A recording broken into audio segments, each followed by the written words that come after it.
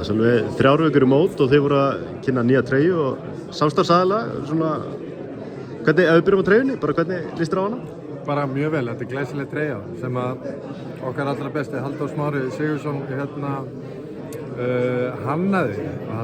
Mér líst bara mjög vel á hana. Það komið meira rautt í þetta og síðerma líka býður upp á síðerma, þannig að þetta er bara margir litli dítalir í henni sem að Halldór Smári hefur setið yfir sem að heilla mig mjög mikið.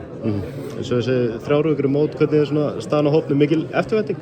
Já, hún bara byggist meiri eftirvænting því nær dregur, það er alltaf þannig og það gerir það svo sannarlega hjá okkur og við vorum að koma úr æfingaferð sem að gekk mjög vel og erum bara á flottum stað, nokkuð með einu staðnum sem við viljum vera á fyrir mót, þannig að við erum bara mjög spenntir.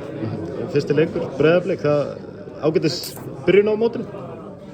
Já, það er hárrétt hjá þér, bara það er flott, opnunarleikurinn hjá okkur sem þetta Breiðablik, bara byrja þetta strax með læti, þannig að okkur hlakkar rosalega til og þetta verður hörku tímabil. Við erum að fara að verja titil og það hefur reynst erfitt síðustu ár en með hópinn sem við erum í dag og þá er ég mjög bjartsýnn á okkur takist það. Einmitt. Fáliðið sem að tekist engin liðið síðustu ár sem hefur náð að verja titilinn.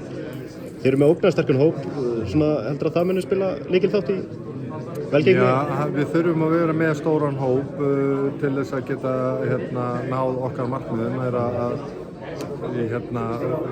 keppast alla titlana á Íslandi og ásamt því að ná langt í Evrópu, þá þarf bara hópurinn að vera stór og sterkur og við teljum okkur vera með það í ár. Hvernig eru bara nýtt undirbúningstímabilið? Eru einhverjar nýjar áherslur eða eitthvað þannig? Við erum í raun og veru bara að ekki þannig séð nýjar áherslur. Þetta erum við bara alltaf að reyna að bæta okkar leik og skerpa okkar leik og halda áfram að skerpa okkar leik og síðan náttúrulega kemur svona nýjungar inn í kannski uppspilinu og hvernig við verjumst og erum bara búin að vera að vinna með það. Þannig að og síðan bara heldur það áfram að þróast þegar leikinni byrja og deildin byrja. Mikið rætt í tengslum kannski við enska boltann í vetur föst leikadrið. Þú sem sérfræðingur í þeim, hvernig bara svona finnst þér þessi þróun vera á boltann? Bara, þú veist, fótboltinn er kannski bara búinn að breyta smá og mér finnst það bara vel gert hjá liðum að þau finnu bara leiðir, alveg sigur að finna leiðir í gegnum þegar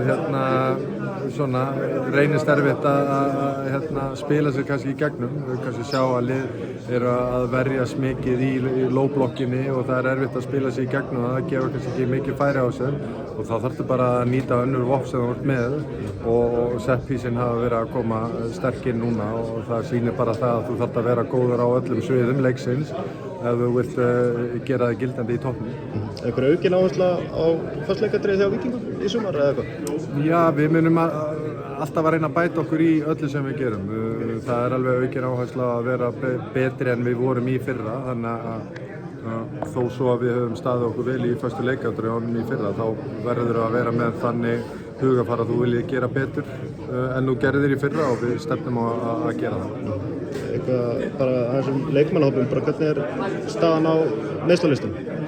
Hún er góð, það eru allir frískir nema Daði sem er ennþá í sínu bataferli og hann á dálítið eftir í því en annars eru allir komnir út á völl og byrjar að spila og Sveinn Margeir þar á meðal sem er búinn að vera mjög lengi frá. Hann er kominn aftur út á gras og við tókum eitt innbyrðisviðurleik úti og þar tók hann góða mínútur þar úti, þannig að það er bara mjög góð staða á leikmannum þegar kemur að meiðslum.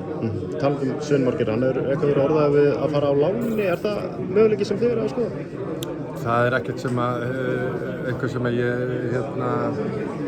get tjáð mig núna en hann er okkar leikmaður núna og það er í raun og veru ekkert komið upp sú umræða.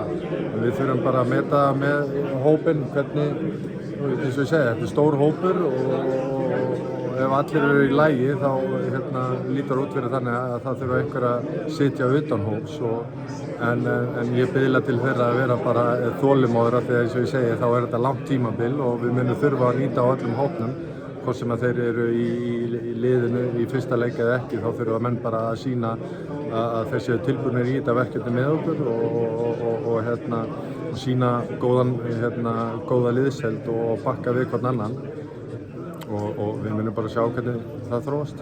Fyrir Víkingurinn Daniel Dejan Djuric mættur í K.A. Bara skemmtilegt að fá þennan karakter aftur í deildina? Já, Danni frábær karakter og gerir deildina ennþá skemmtilegri þannig að það flott að hann sé kominn heim og má ekki segja hann að við fara bara á heimaslóðir. Hann uppáhalinn á Blönduós þannig að hann svona kominn nær því þannig að það bara flott og sterkt hjá K.A.-mönnum að hafa náð í hann. Eitthvað rætt og ritað að Jóhann Berg geti verið á leið í Blika svona besta deildin að vera stærri að þessu leitinu til? Já, það væri bara frábært að fá Jóa í íslensku deildinni og gera hana ennþá skemmtilegra. Frábær leikmaður sem myndi styrkja deildina, þannig að vonandi bara kemur hann heim og í Blikana og verður þetta ennþá skemmtilegra heim í. Jói á móti Gylfa í fyrsta leik, það er ekki amalegt? Ég segi það, það væri skemmtilegt. Takk hjá þér.